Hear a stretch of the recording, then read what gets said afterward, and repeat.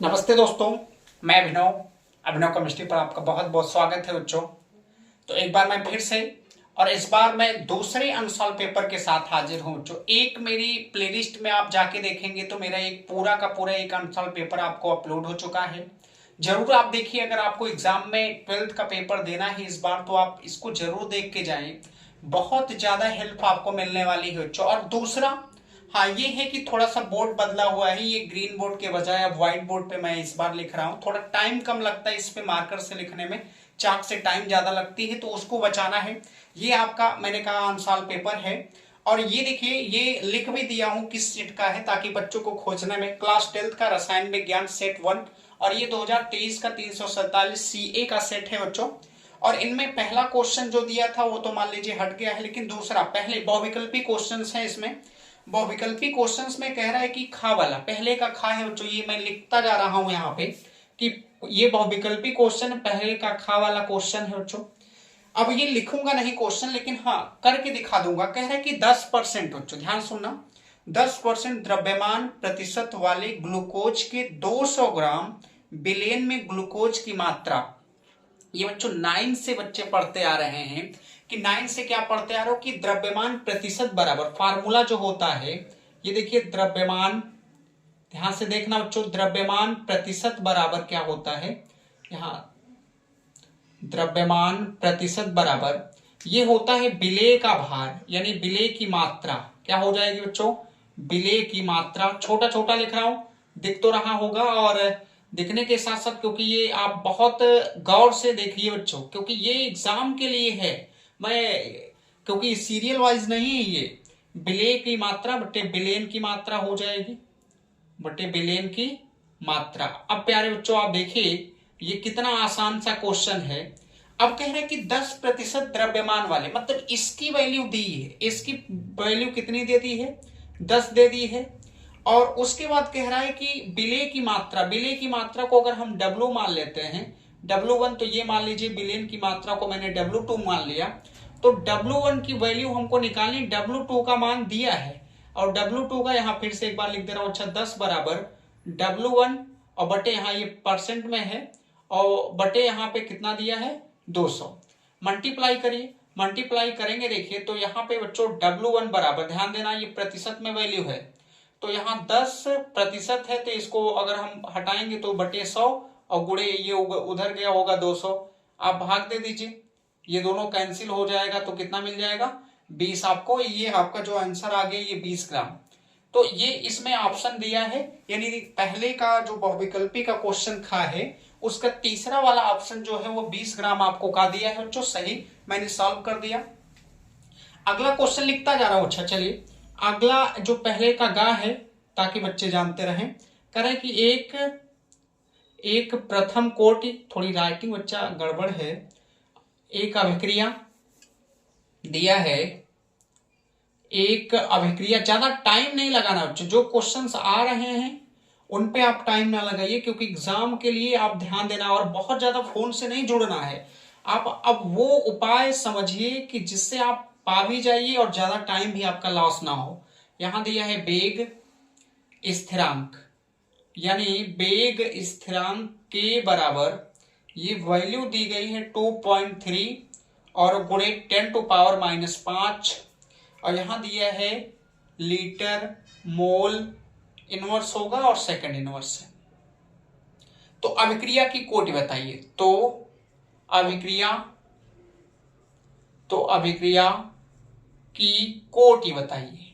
अब आप ही समझिए बच्चों, कोटि में दिया है शून्य कोट, पहला ऑप्शन आपका दिया है शून्य कोट, समझ जाना। दूसरा ऑप्शन दिया है प्रथम कोट, फर्स्ट, समझ जाना। तीसरा है आपको द्वितीय कोट, समझ जाना, ये द्वितीय लिख दिया। और ये चौथा है नन ऑफ दीज है। तो नन ऑफ दीज में क्या करना है इसमें, मतलब ये 4 ऑप्शन है। करें कि एक अभिक्रिया के लिए वेग स्थिरांक के का मान इतना है, और तो अभिक्रिया की कोटि इस मान से कोई मतलब नहीं, हटाओ इसको। हमें मतलब किससे? मात्रक से होता है बच्चों। अब मात्रक से हमें निकालना है कि किस कोट की अभिक्रिया, लेकिन अब आप देख के तो ऐसे बता नहीं सकते, तो मैं आपको बता रहा हूं। मैं एक फार्मूला आपके सामने ला रहा हूं, अच्छा एन कोट की अभिक्रिया किसके लिए, देखो कैसे आप निकालोगे। हमें कुछ नहीं पता, लेकिन इस फार्मूले में रख के पता है एन कोटि की अभिक्रिया मान लेते हैं। तो एन कोटि की अभिक्रिया के लिए जो फार्मूला होता है बच्चा, ये आपका होता है, देखो मोल 1 माइनस एन, और उसके बाद ये हो जाएगा लीटर n-1, और यहां होता है सेकंड इनवर्स। अब हमें अगर कुछ नहीं पता है, पहले ऑप्शन का दिया है जीरो कोटि का, अगर जीरो कोटि का दिया है तो n का मान 0 हो जाएगा। अगर n का मान 0 हो गया तो यहां 0 रखते ही यहां कहा जाएगा बच्चों मोल का गया मोल, क्योंकि यहां 0 रखे तो ये मोल 1 बचेगा, यहां 0, यहां 0 रखोगे तो -1, मतलब ये आ गया लीटर इनवर्स, और यहां कहा जाएगा सेकंड। तो शून्य कोट के लिए अभिक्रिया का मात्रक होता है मोल, लीटर इनवर्स, सेकंड इनवर्स। इसमें बच्चा क्या ये मात्रक दिया है? नहीं दिया है, इसका मतलब ये नहीं हो सकती। प्रथम कोट होगी तो n बराबर 1 रखोगे। अब 1 में से 1 जाएगा 0, मतलब मोल पूरा का हो गया 0। 1 में से 1 जाएगा ये भी 0, और कहा जाएगा सेकंड इनवर्स। सेकंड इनवर्स दिया नहीं दिया है। n बराबर अगर आप मान लो बच्चों 2 रखते हो, ये मैं सब निकालना सिखा दे रहा हूं ना आपको। अब 2 रखते हैं बच्चों, तो यहां पे देखिए, यहां पे मोल है, चलिए मोल और यहां 2 रखेंगे तो मोल इनवर्स हो जाएगा, कहा जाएगा, क्योंकि 1 में से ये देखिए -2 और 1 घटेगा तो -1, लीटर है। यहां 2 में से 1 जाएगा, कहा जाएगा लीटर, वो भी प्लस में, और यहां दिया है सेकंड इनवर्स का यही मात्रक है का बच्चों, देखिए लीटर प्लस में है, ठीक है, मोल इनवर्स सेकंड, बिल्कुल सही है। यानी इसका मतलब है कि जो अभिक्रिया होगी वो कै कोट की होगी? दूसरी कोट की होगी। ये आपका ऑप्शन सही हो जाएगा। ये घा वाला जो ऑप्शन है बच्चा, ये आप देख लीजिएगा, ये क्षारक बच्चा, ये बायोलॉजी का क्वेश्चन है, हमको नहीं आ रहा है बच्चा, सीधी सीधी बात, केमिस्ट्री टीचर है। और ये जो इसके बाद अंगा वाला है, ये अड़ा वाला जो है पहले का है, बहुत इंपॉर्टेंट, कह रहे हैं कैनी जारो अभिक्रिया। ये देखिए कैनी जारो अभिक्रिया, कह रहे कैनी जारो अभिक्रिया प्रदर्शित करता है, प्रदर्शित करता है। अब कैनी जारो अभिक्रिया प्रदर्शित करता है, इसका मतलब क्या है? ये ऑप्शन दिया है, पहला ऑप्शन दिया है बेंजोइक अम्ल हो गया। दूसरा ऑप्शन आपका जो दिया है जो टॉलुइन दिया है, टॉलुइन हो गया मान लीजिए। अब आप ये बताएंगे बच्चों, क्योंकि पढ़ाई तो आप कर रहे हो, हमें क्या है, बेंजेमाइड हो गया, बेंजल्डिहाइड है, बेंजेमाइड नहीं, क्या है बच्चा, बेंजल्डिहाइड है, ये देखिए। और यहां पे चौथा आपको ऑप्शन है फार्मिक एसिड है, फार्मिक अम्ल हो गया, फार्मिक अम्ल।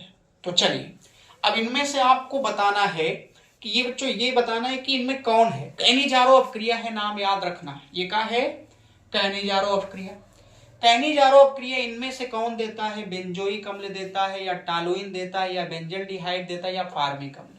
पहली बात तो ये कैनी जारो अभिक्रिया एल्डिहाइड ही देती है, केवल कौन देती है? एल्डिहाइड। तो ये बेंजोइक है, ये COOH वाला ग्रुप है, कार्बोक्सिलिक अम्ल, ये हो नहीं सकता। टॉलुइन है, इसका मतलब बेंजीन के ऊपर यहाँ पे अगर देखोगे तो CH3 लग गया, ये भी नहीं हो सकता।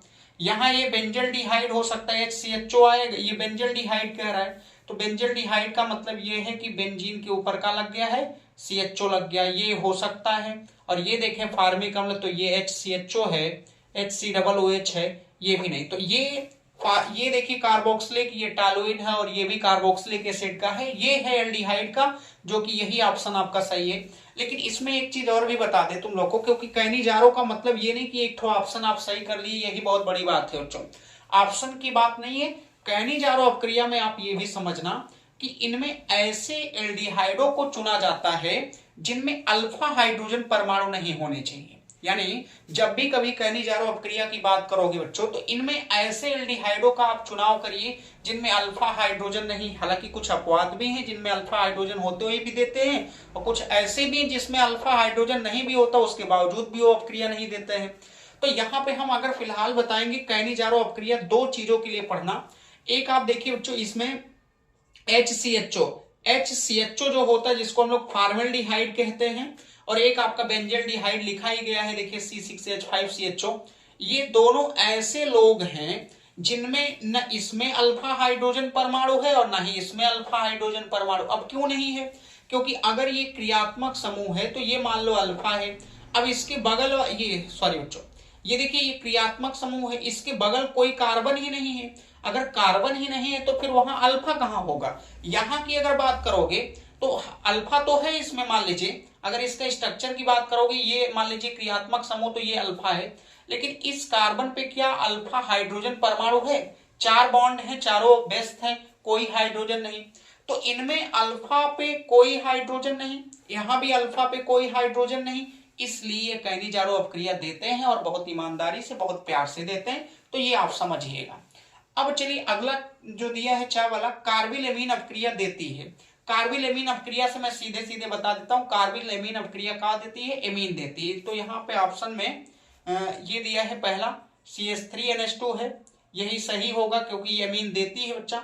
उसके बाद क्या दिया है? उसके बाद द्वितीयक एमीन बिल्कुल नहीं हो सकता, ये द्वितीयक एमीन दिया है, ये नहीं होगा बच्चा।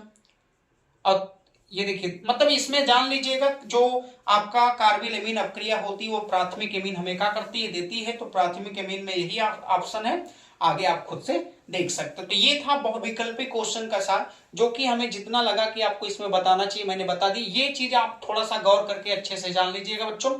और तो बाकी ये तो मान लीजिए आसान था, ये कोई मतलब नहीं है। और ये वाली जो कैनिजारो अपक्रिया में ये भी याद रखना, इसमें वही अपक्रिया देते हैं जो एल्डिहाइड होते हैं, और एल्डिहाइड के साथ साथ ये भी याद रख लेना है बच्चों कि वही एल्डिहाइड अपक्रिया देते हैं जिनमें अल्फा हाइड्रोजन परमाणु नहीं होते हैं। लेकिन कुछ होते हैं जो देते हैं, और कुछ ऐसे भी होते हैं जिनमें अल्फा हाइड्रोजन नहीं भी होता तब भी वो अपक्रिया नहीं देते। तो वो तो आपको जब बेस्ट थियरी पढ़ाई जाएगी तो वहां आपको हम बताएंगे। फिलहाल अभी आप इनके हिसाब से जो आपको मॉडल पेपर दिए या अनुसार पेपर है उसके हिसाब से आप करिए। चलिए हम अगले क्वेश्चन पे बढ़ते हैं, इसको मैं हटाता हूं बच्चों। और जो भी बच्चे देखते हैं बच्चों वो पूरा देखा करें, और पूरा के साथ साथ जो हमारे बच्चे ऑफलाइन जो भी हमसे पढ़ते हैं, जो भी आसपास में आजमगढ़ में जो बच्चे हमारे हैं जैसे कोचिंग की, वो जरूर देखें। और देखने के साथ साथ वो लोगों को भी बताएं इसके बारे में बच्चों जरूर से। और क्योंकि ये आप लोग को ही सपोर्ट से मैं ये सब कर रहा हूं, क्योंकि हमारे बच्चे ये कहते हैं तो हम कहें चलिए ठीक है भाई, आपके लिए जो भी होगा मैं करने के लिए तैयार हूं, लेकिन आप हमारे लिए भी करिए। तो हमारे लिए करना आपको क्या है, थोड़ा मोड़ा वीडियो शेयर कीजिए दबा के इधर उधर, और कोई बात नहीं। तो चलिए अगले क्वेश्चन की तरफ चलते हैं। अगले क्वेश्चन में अब हमको दूसरा क्वेश्चन, क्योंकि देखिए कुछ ऐसे क्वेश्चन है दूसरे में जैसे का है, खा ये कट गया है, हट गया क्योंकि ये ठोस अवस्था का था। गा वाला क्वेश्चन दिया है, करें किसी विलेन की चालकता तनुता से क्यों घटती है? ये विद्युत चालकता तनुता से क्यों घटती है, और ये दूसरा ऑप्शन यानी गा का जो दूसरा वाला क्वेश्चन है इसको आपको करना, ये न्यूमेरिकल है बच्चों, यानी दूसरे का गा कहां आ गए, दूसरे के गा पे आ गए, और दूसरे के गा में दूसरा है बच्चों पहला जो किसी विलेन, ये थियरी है आप देख लीजिएगा, थियरी में बहुत ज्यादा दिमाग नहीं लगा रहा हूं बच्चों। कह रहे हैं कि 298, इस क्वेश्चन को मैं लिख रहा हूं 298 केल्विन है प्यारे बच्चों। 298 केल्विन पर ध्यान देना, ये दिया है 0.20 मोल, ये मोलर KCl, ये मोलरता होगी बच्चों, मोलर है ये। KCl विलेन की चालकता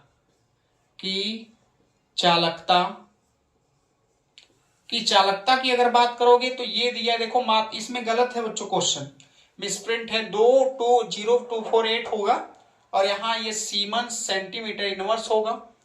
और उसके बाद इसकी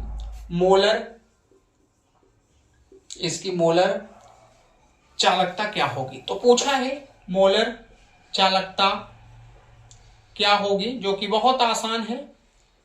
ये रात में बच्चों लगभग 11:30 के आसपास बज रहा है, तो इसलिए थोड़ा मोड़ा गाड़ियां आएंगी। तो ये देखिए ये दिया है क्वेश्चन। अब इसका सॉल्यूशन देखो कितना आसान है। अब इतना आसान क्वेश्चन बच्चों अगर आप नहीं एग्जाम में करके आओगे तो फिर क्या कर पाओगे। कह रहे कि 298 केल्विन पर 0.20 मोलर, ये मोलरता है या सांद्रता भी कह सकते हो। KCl विलेन की चालकता का मतलब ये जानते हो किसका मान होगा, कप्पा का। किसका मान होगा बच्चों, कप्पा का। इसकी मोलर चालकता ज्ञात करनी, मोलर चालकता का मतलब हमें ये इसका मान निकालना है। तो चलिए निकालते हैं। अब ये होता क्या है, अब यहाँ क्योंकि ये दिया है सेंटीमीटर में है तो ये सब निकालना पड़ेगा हम लोग को, और निकालते हैं बहुत प्यार से बहुत आसानी से। देखिए बच्चों क्या करेंगे, तो मोलर चालकता के लिए आप याद रखिएगा फार्मूला कप्पा गुणे 1000 और अपान होता है बच्चों मोलरता। क्या होता है, मोलर चालकता बराबर कप्पा यानी चालकता, विलेन की चालकता गुणे 1000 बटे एम। एम मतलब क्या है? मोलरता। अब अगर हम रखेंगे तो कप्पा का मान हमें कितना दिया बच्चों? ये देखिए कप्पा का मान है ये आपको प्यारे बच्चों 0.248 और बटे ये गुणे 1000 होगा। और यहां बटे में अगर देखेंगे दशमलव कितना है? 2 मान लेते हैं। अब जैसे ही मल्टीप्लाई करोगे ये पॉइंट हट जाएगा और पॉइंट हटेगा तो ये 24.8 मतलब 3 अंक का 3 जीरो का गुणा हुआ तो ये दशमलव यहां से यहां आ जाएगा और बटे यहां 2 से भाग ये 0.2 है बच्चों।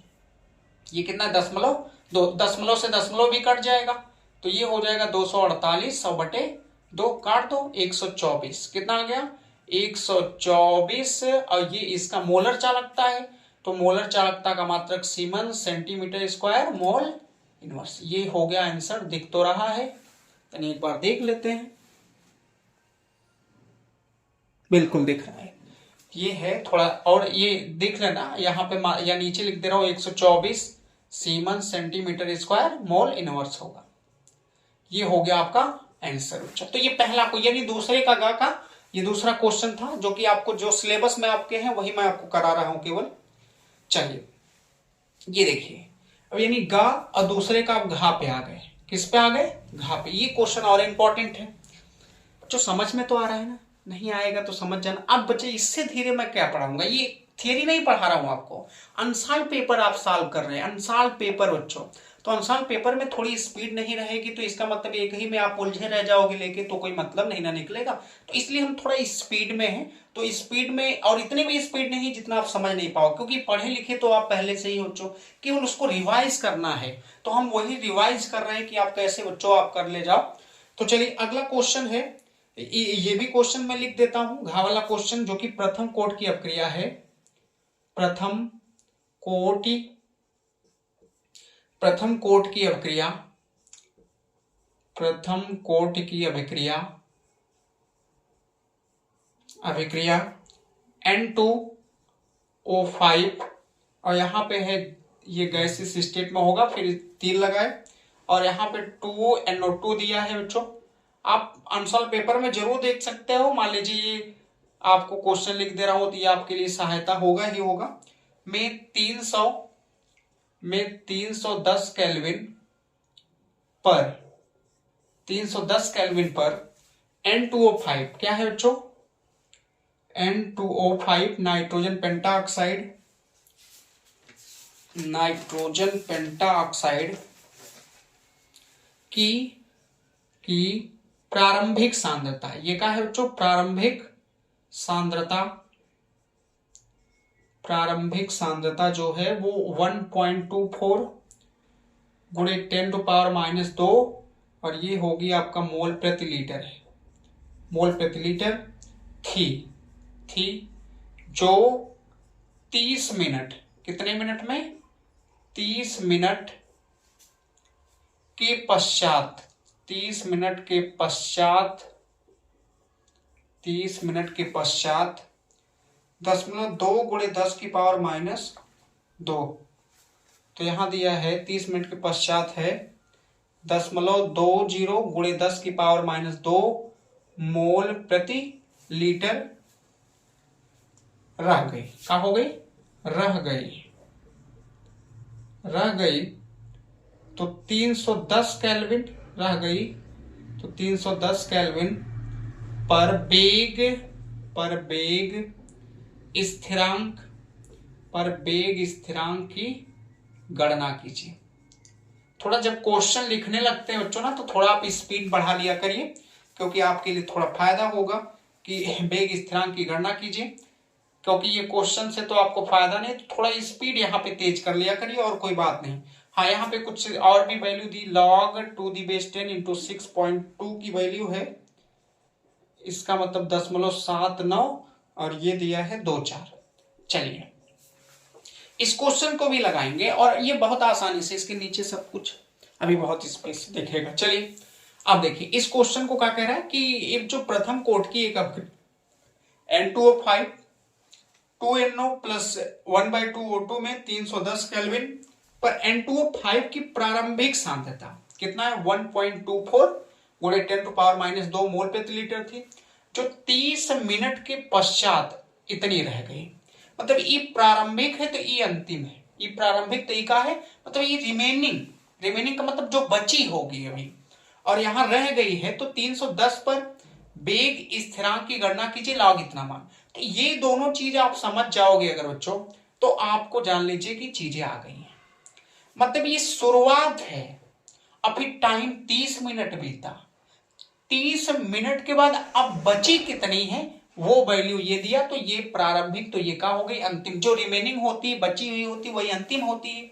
अब ये कौन सी कोट की है? प्रथम कोट के लिए। अगर इसका सोल्यूशन करते हैं तो k बराबर 2.303 और इंटू टी और log 2⁻10 a अपान a-x।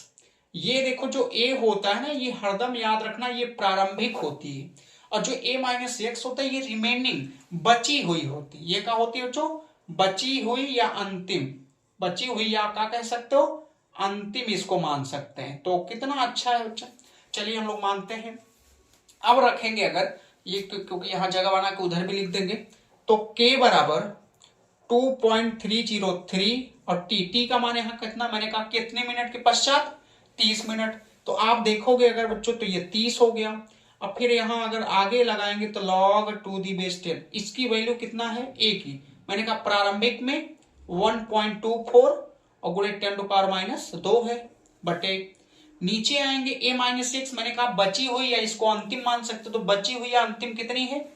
0.20 और गुणे 10 कितना? -2। हाई का हो जाएगा कैंसिल, दशमलव से दशमलव भी उड़ जाएगा। दशमलव से दशमलव अगर उड़ाएंगे तो k बराबर 2.303 और बटे 30, यहां हो जाएगा log 2⁻10, उड़ा देते हैं तो 124 बटे 20 आ जाएगा, और 2 से ये 62 हो जाएगा। 10 बचा है, 10 से भाग दे दो।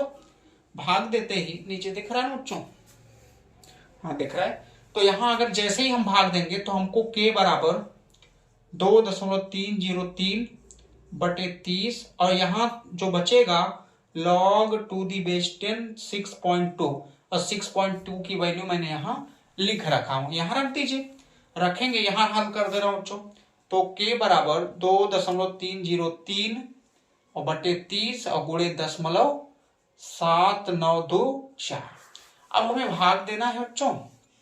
चलिए तो पहले हम भाग दे लेते हैं, गुणा भाग कर लेना। तो 10 से यहाँ 3 बचा है, 3 से अगर भाग देते हैं इसमें और इसमें दे देते हैं तो ये हो जाएगा 2.303 और बटे 10 कर लिए, 3 से भाग दे रहे हैं तो यहाँ हो जाएगा 10.3 दूना 6, 1 बचा, 3 छक 18 और अभी 1 बचा 12 हो गया, 3 चौक 12 हो गया और 3 एकम 3 हो गया। समझ जाइए इसके बाद। तो ये छोटा और हो गया। अब यहाँ 10 से और हम भाग देंगे तो 0.1 अंक और इधर आ जाएगा।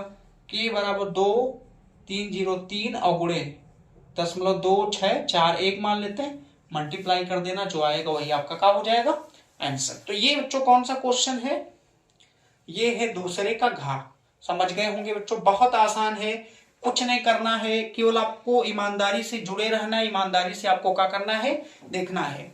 अगर इसका थोड़ा मल्टीप्लाई कर ही देते हैं, लेकिन फोन का यूज कर लेते हैं बच्चों, फोन यहाँ हम रखे हैं पहले से ही, तो इसलिए आप देखोगे अगर यहाँ पे जो आ रहा होगा आंसर वो हो गया आपका, देखेंगे तो हाँ भाई कैलकुलेटर खोलो, ये देखिए खुल गया 0.2303 और गुणे 0.2641। तो ये दशमलव, ये आ गया 0.06, कितना आ रहा है बच्चों? 0.06 आ रहा है। तो k की जो वैल्यू आ रही है वो आ रही है 0.06, ये आप लिख सकते हो। तो चलिए प्रथम कोट की है तो यहाँ आपको मात्रक ये याद रखना, प्रथम कोट है तो सेकंड इनवर्स ना रख देना, क्या रखोगे? Minute inverse. कितना आ जाएगा बच्चों? मिनट इनवर्स में ये आपका आंसर आ जाएगा। तो चलिए अगला क्वेश्चन हम लोग अब सॉल्व करते हैं। ये 2 का गा हो गया, इसके बाद देखते हैं कौन सा क्वेश्चन है। चलिए तो यहाँ पे और यहाँ पे कुछ गलतियां ना हो बच्चों, बस यही देख के चलना रहता है और कुछ है नहीं इसमें। आसान से शब्दों में आप पहले एक बार देख लीजिए, समझ लीजिए पूरा, करना का है के बराबर, मैंने कहा ये फार्मूला, ये ऊपर बची हुई होती, ये रिमेनिंग होती, मैंने भाग दिया, भाग देने के बाद ये वैल्यू आ गई। अब यहीं पे गलती नहीं होनी चाहिए, यहाँ पे अगर गलती हुई तो आपका मैटर गड़बड़ हो जाएगा। यहाँ हमको कितना दिया 30 मिनट, मैंने सेकंड में नहीं चेंज किया।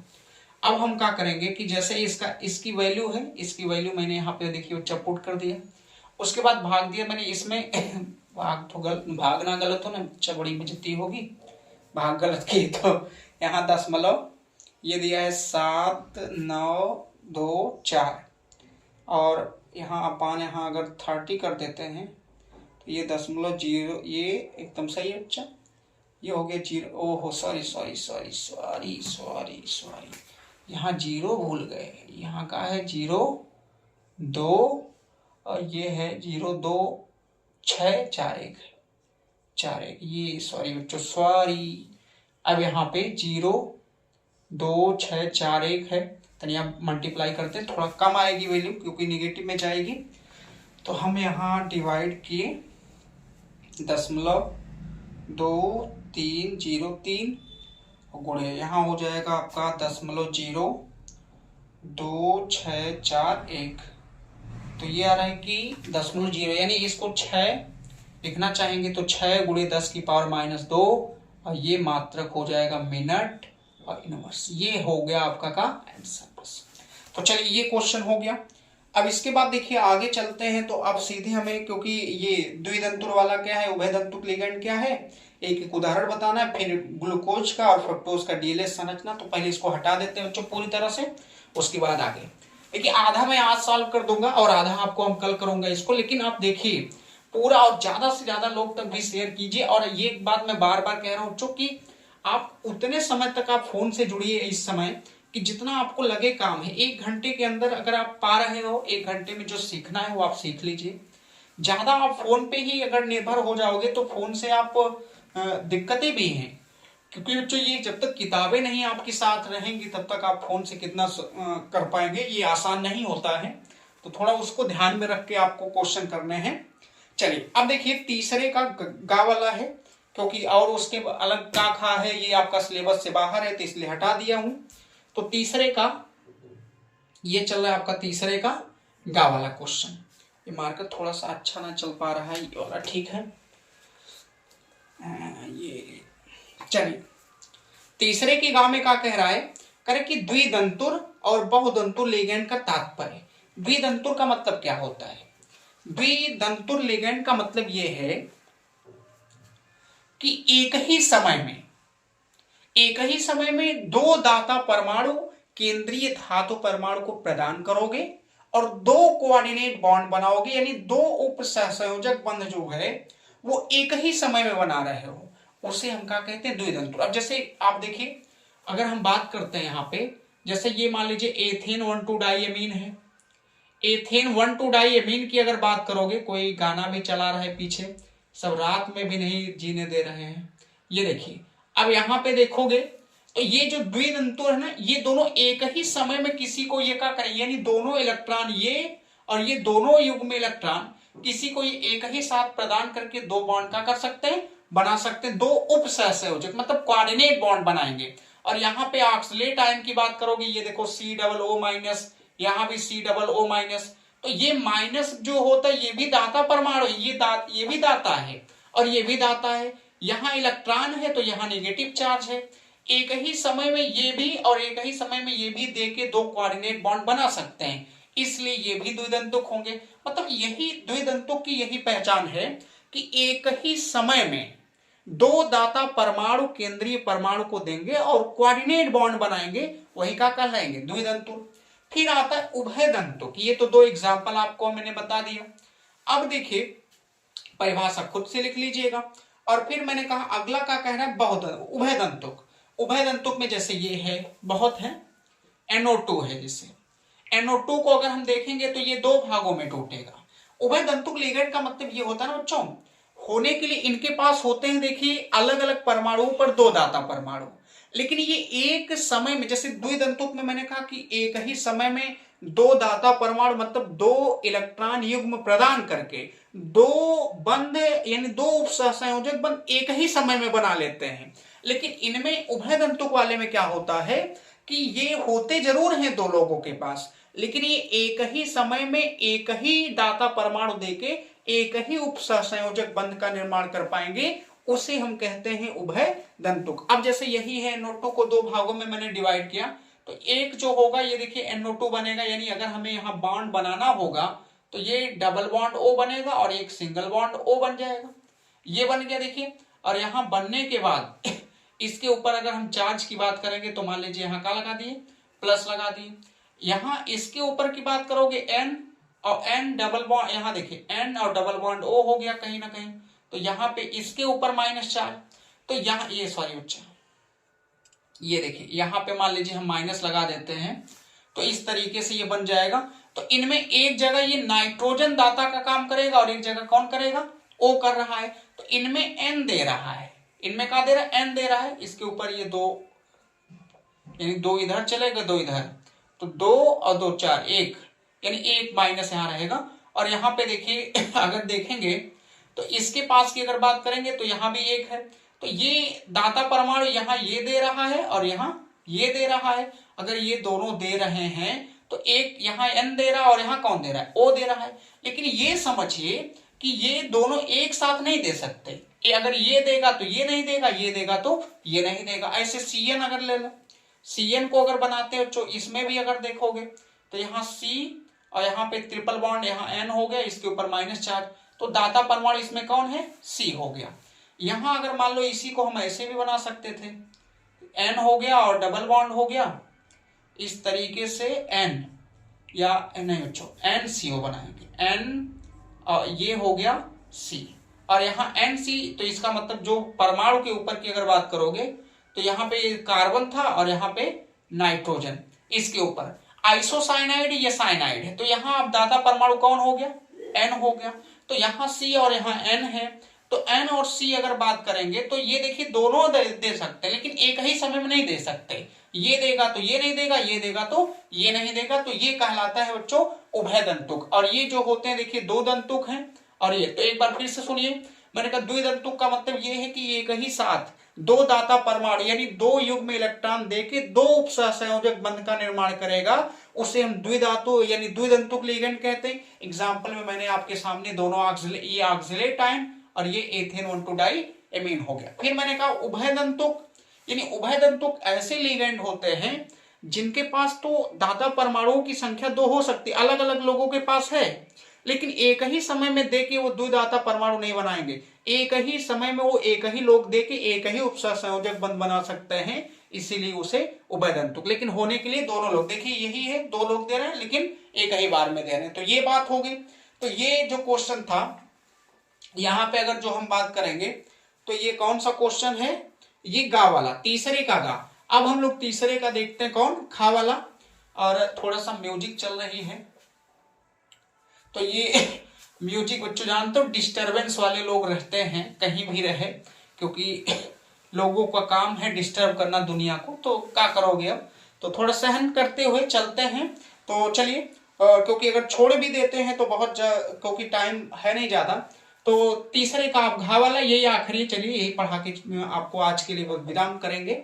तो तीसरे के गा में कह रहे हैं कि डी ग्लूकोज, क्या कह रहे हैं बच्चों, डी ग्लूकोज की संरचना, ये डी ग्लूकोज है, और फिर कह रहे डी फ्रक्टोज में अंतर क्या है, डी ग्लूकोज हो गया और डी फ्रक्टोज ये हो गया। देखिए डी ग्लूकोज और डी फ्रक्टोज में अंतर क्या है, में अंतर क्या है, में अंतर क्या है, अगर ध्यान देने वाली बात है तो पहली बात तो ग्लूकोज में आप जानते हो, एक चीज देखिए, ग्लूकोज में कौन सा समूह होता है, एल्डिहाइड, मतलब ये एल्डोहेक्सोस होता है, और ये जो होता है इसमें होता क्या है, कीटोन, इसीलिए तो हम कहते हैं इसको, हम जानते हो, इसीलिए इसे हम एल्डोहेक्सोस भी पढ़ते हैं, एल्डोहेक्सोस भी कहते हैं।